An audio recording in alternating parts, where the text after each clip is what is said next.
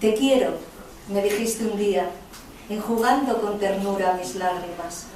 Las estrellas iluminaban nuestro lecho, la luna lucía su corona amatista y plata. Nuestros cuerpos ondulantes asemejaban el perfil de las montañas.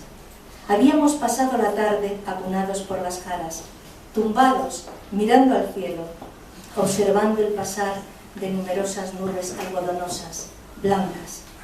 Ninguno de los dos quería estar triste, pensando en nuestra despedida cercana.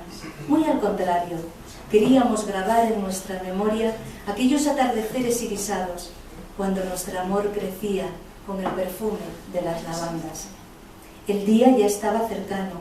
Al alba, el sol tímidamente atravesó las montañas, y cuando aún nuestros corazones al unísono latían, el bramido del tren silenció el canto de los pájaros, el ruido de las cascadas.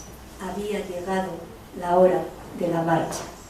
No podré vivir sin ti, te dije, mientras acariciabas con ternura mi cara y besabas mis labios con sabor a granada. Resiste, mi amor, me dijiste, con esa voz ronca que te caracterizaba. A mi vuelta poblaré tu vientre de aventuras, silenciaré con mis labios tus lágrimas, y nuestros hijos crecerán a nuestro lado para apartar de nosotros la nostalgia.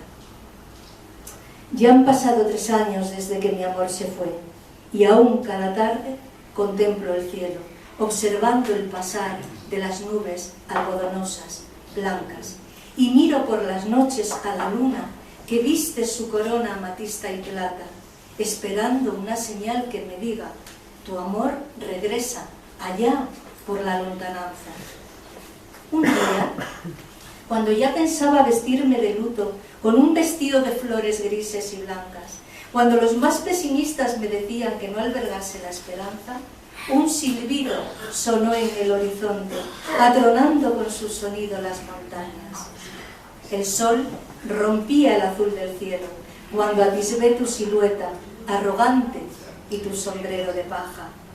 Quise gritar, pero un nudo atenazó mi garganta y un pálpito en el corazón me dejó paralizada.